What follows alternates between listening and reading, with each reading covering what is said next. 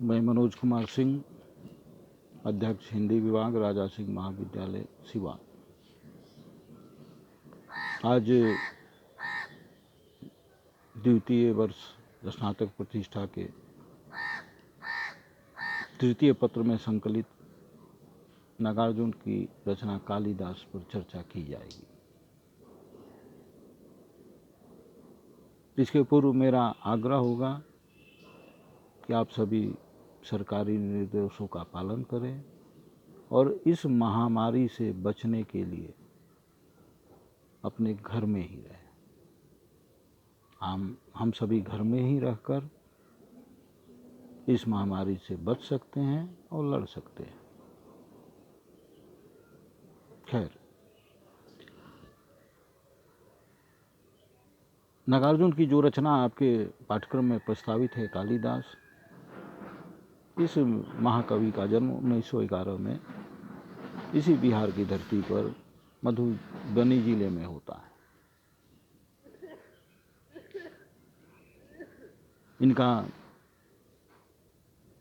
नाम वैद्यनाथ मिश्र, और ये स्वाभाविक है, मैथिल प्रदेश था तो मैथिली में पहले कविता लिखते थे। मैथिली में वो यात्री नाम से कविता लिखते थे। बंगला में पकड़ थी। इनकी मृत्यु 1998 में होती है। आज़ादी के संघर्ष को उन्होंने अपनी आंखों से देखा। आज़ादी के बाद के हश्र को भी उन्होंने आंखों से देखा। इसी दौरान उनके रचना धर्मिता का निर्माण होता है। उनकी रचना धर्मिता में आज़ादी का उत्साह भी है, तो आज़ादी के बाद के स्थितियों से मोहभंग भी है। एक और खासियत है कि इनकी कविताएं गमई भाषा में, सहज भाषा में अभिव्यक्त होती है। शायद पहले कवि होंगे जिन्होंने अपने ठेठपन को गर्व के साथ प्रस्तुत किया है अपनी कविता में। इनकी कविताओं में मजदूर, किसान, पीड़ित, वंचितों के दुखों को, वंचितों के आकांक्षाओं को खूब अभिव्यक्ति मिली है। इनकी रचनाओं में व्यंग्यात्मक शैली का खूब उपयोग हुआ है और इस व्यंग्यात्मक शैली के कारण उन्हें आधुनिक युग का कबीर भी कहा जाता है। कबीर जैसा अक्खड़पन, कबीर जैसा तीक्ष्णपन, कबीर जैसा व्यंग्य शैली इनकी कविताओं में मौजूद है। कविता लिखने के क्रम में वो किस पर लिख रहे हैं, उस पर क्या प्रभाव पड़ेगा, इसकी वो चिंता नहीं करते थे। जिस तरह कबीर साहसी थे, उसी तरह नागार्जुन भी साहसी थे। ये कविता कालिदास एक अलग तरह की कविता है। इस अर्थ में अलग है कि ये कविता के बहाने आलोचना के क्षेत्र में प्रवेश कर रहे हैं। इस अर्थ में अलग है कि कविता की रचना प्रक्रिया को समझने और समझाने के लिए इस कविता को रचा है। ये इस बात को और स्पष्ट करते हुए कहा जा सकता है कि इस कविता की रचना उस समय के बड़े कवि, अज्ञेय, जिनकी उस समय कविताओं के सामने सभी नतमस्तक थे, उनकी बहुत धूम थी साहित्य जगत में। उनकी अंग्रेजी भी अच्छी थी, अंग्रेजी साहित्य से बहुत अच्छा परिचय था। पाश्चात्य रचनाकारों और पाश्चात्य कविताओं से को खूब पढ़े थे। टी.एस. एलियट उनके बहुत पसंदीदा लेखकों में से एक थे। उनके निर्वैयक्तिकता के सिद्धांत को उन्होंने पढ़ा था और उसको हिंदी साहित्य और हिंदी भाषा, हिंदी साहित्य के इतिहास में, हिंदी रचना में उनके मान्यता को लागू भी किया था। उन्होंने कहा था कि भोक्ता मानव और सृष्टा मानव दोनों अलग अलग चीजें हैं, दोनों एक नहीं है, दोनों में पार्थक्य होना चाहिए, भोगने वाला और रचने वाला। जबकि हम लोगों के यहाँ की परंपरा है कि भोगने वाला और रचने वाला कम से कम भावना के स्तर पर दोनों में तादात्म्य होगा तभी रचना होगी। पंत की कविता है कि वियोगी होगा पहला कवि, आह से उपजा होगा गान।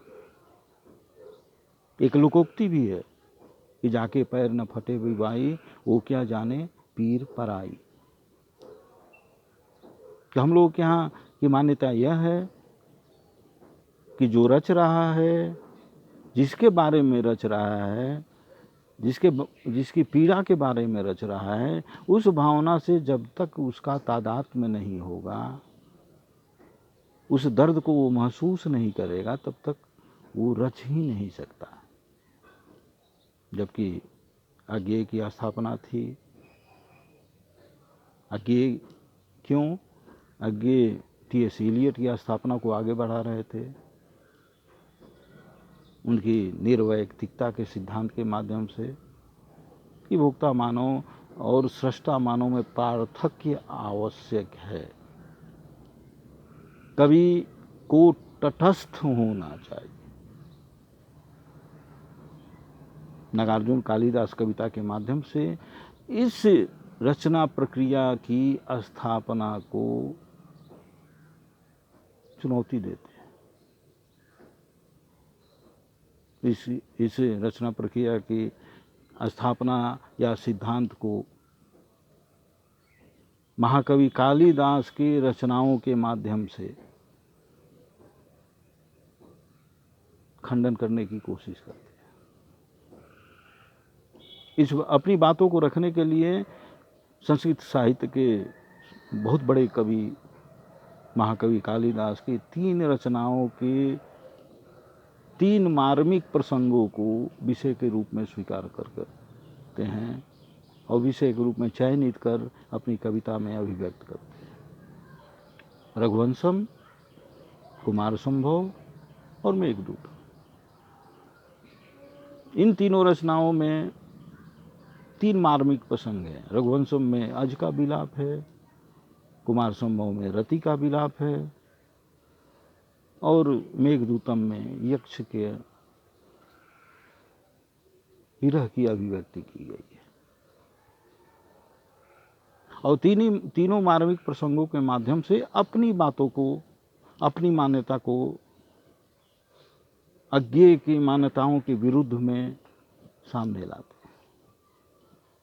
ये भी जान लेना आवश्यक है कि जब दोनों कवि अज्ञेय और नागार्जुन किसी कविता के मंचन के दौरान मंच पर एक साथ होते थे, कविता पाठ के दौरान, तो दोनों एक साथ होते थे तो नागार्जुन जानबूझकर कालिदास कविता का पाठ करते थे।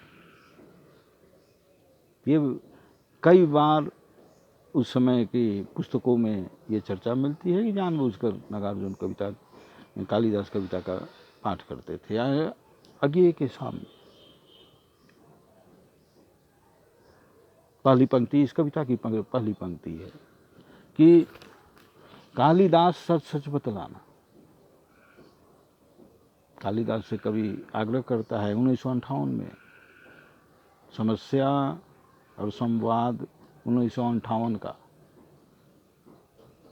और हल प्रस्तुत करवा रहे हैं कालिदास, संस्कृत के महाकवि कालिदास से, कि कालिदास सच सच बतलाना। मैं जो पूछ रहा हूँ सच सच बतलाना, इसमें कपट नहीं चलेगा। एक तरह से कवि मान कर चलता है कि झूठ बोलोगे तो पकड़े जाओ। कि कालिदास सच सच बतलाना, इंदुमती के मृत्यु को शोक से, अज रोया तुम रोए थे। अज की पत्नी का, इंदुमती की जब मृत्यु हो जाती है तो रघुवंश में अज का विलाप जिस मार्मिकता से कालिदास ने अभिव्यक्त किया है, जिस भाषा में, जिस लय में और जिस शब्दों के चुनाव के साथ कालिदास ने उसे अभिव्यक्त किया है, वो तटस्थ कवि नहीं कर सकता है। आज की पीड़ा को, आज की दर्द को जो अनुभूत करेगा, उस अनुभूति से तादात्म्य स्थापित करेगा, तभी उस मार्मिक प्रसंग को मार्मिकता के साथ अभिव्यक्त कर सकता है। इसलिए कवि कह रहा है कि कालिदास सच सच बतलाना, इंदुमती के मृत्यु शोक से अज रोया या तुम रोए थे। कालिदास, हे कालिदास, आप सच सच बताओ कि आपके रघुवंश में अज का रुदन जिस संवेदना के साथ अभिव्यक्त हुआ है, मुझे लगता है कि वो केवल अज का रुदन नहीं था, उस समय जरूर तुम रोए हो, तुम भी रोए होगे, तभी वो कविता इतनी शाश्वत हो पाए। कालिदास सच सच बतला। आगे दूसरे विषय के माध्यम से कहते हैं कालिदास की दूसरी रचना कुमार संभव, जिसमें महादेव शिव समाधि में लीन थे और देवताओं पर असुरों का आक्रमण हो गया था। देवताओं की सुरक्षा के लिए शिव को जगाना जरूरी था। कामदेव को ये जिम्मेदारी दी गई। कामदेव ने शिव को समाधि से जागृत करने के लिए उनके सामने नृत्य किया और नृत्य के बाद शिव का समाधि भंग हुआ, क्रोधित हुए और कामदेव को भस्म कर दिया। कामदेव की पत्नी रति का रुदन, उसके मरने के बाद, कामदेव के मरने के बाद कुमार संभव में बहुत लंबा किया गया है, वर्णन किया गया है। इतना भावुक वर्णन है कि हम पढ़ेंगे तो आंखों से आंसू आ जाते हैं। रति का विलाप प्रसिद्ध है काव्य मर्मज्ञों के लिए। तो कवि नागार्जुन उस विषय के माध्यम से कहते हैं कि शिव जी की तीसरी आंख से निकली हुई महाज्वाला में धृत मिश्रित सूखी समिधासम कामदेव जो भस्म हो गया, रति का क्रंदन सुन आंसू से तुमने ही तो दृग धोए थे। कालिदास सच सच बतला। जब कामदेव भस्म हो गया, जो रति का रुदन जो कुमार संभव में जिस तरह, जिस शिद्दत के साथ वर्णित किया गया है, वो हे कालिदास तुम तटस्थ होके नहीं कर सकते थे। रति की भावनाओं, रति की पीड़ा से जब तक तुम तादात्म्य स्थापित नहीं कर पाते, तब तक ऐसी अमर रचना संभव नहीं थी। कालिदास सच सच बतलाना कि तुमने ही तो दृग धोए थे। रति तो रो ही रही थी। अगर रति केवल रो रही होती और तुम नहीं रो रहे होते तो ऐसी रचना हो ही नहीं सकती। अच्छी रचना के लिए रति के रोने के साथ साथ तुम्हारा भी रोना आवश्यक है, तभी अच्छी रचना हो सकती है। आगे तीसरी, कालिदास के तीसरे प्रसंग मेघदूतम, तीसरी रचना के मार्मिक प्रसंग के बहाने अपनी बातों को नागार्जुन रख रहे हैं। यक्ष जो कुबेर के श्राप से 1 साल के लिए पृथ्वी पर निर्वासित कर दिया गया और वो अपनी प्रियतमा से दूर हो गया और उस पृथ्वी पर रहने के दौरान उसे प्रियतमा की याद आती है, उसके विरह में दग्ध होता है और उस विरह दग्ध अवस्था में वो बादलों में अपना दूत, बादलों को अपना दूत बनाते हुए अपने प्रियतमा के पास संदेश भेजता है। इसीलिए उसका नाम मेघदूत है।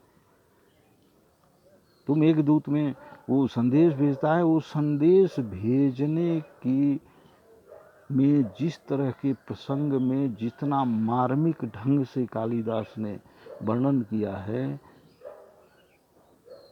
कवि उसी की चर्चा के बहाने अपनी बातों को सामने लाता है कि वर्षा ऋतु की स्निग्ध भूमिका, प्रथम दिवस आषाढ़ मास का, देख गगन में श्याम घन घटा, विदुर यक्ष का मन जब तड़पा, खड़े खड़े तब हाथ जोड़कर चित्रकूट के सुबक शिखर पर उस बेचारे ने भेजा था जिनके ही द्वारा संदेशा, उन पुष्करावर्त मेघों का साथी बनकर उड़ने वाले कालिदास सच सच बतलाना, पर पीड़ा से पूर पूर हो, थक थक कर और चूर चूर हो, अमल धवर गिरी के शिखरों पर, प्रियवर तुम कब तक सोए थे? तुम भी नहीं सोए थे। यक्ष नहीं सो रहा था तो कालिदास तुम भी नहीं सोए थे। रोया यक्ष कि तुम रोए थे। उस मेघदूत में तो यक्ष को रोते हुए तुम आपने चित्रित किया है, हे कालिदास, आपने चित्रित किया है, लेकिन केवल यक्ष ही रोया था कि आप भी रोए थे? नागार्जुन प्रकारांतर से यह कहना चाहते हैं कि यक्ष भी रोया था, तुम भी रोए थे, तभी यह रचना शाश्वत हो पाई। जब तक यक्ष और कवि अर्थात कालिदास के हृदय से तादात्म्य नहीं होता, तब तक ये रचना अमर नहीं हो पाती। रोया यक्ष की तुम रोए थे, कालिदास सच सच बतलाना। इस कविता के माध्यम से नागार्जुन अपने कविपन के साथ आलोचना के क्षेत्र में प्रवेश करते हैं और अज्ञेय द्वारा स्थापित सिद्धांतों का कविता के माध्यम से अपना विरोध दर्ज करते हैं। इस कविता की विशेषता यही है। कविता की प्रस्तुतिकरण में का उद्देश्य यही है कि अज्ञेय को, सिद्धांतों को कालिदास के रचनाओं के मार्मिक प्रसंगों के माध्यम से काट प्रस्तुत करना। धन्यवाद।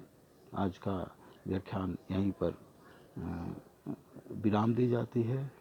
अब अगले व्याख्यान में फिर मिलते हैं।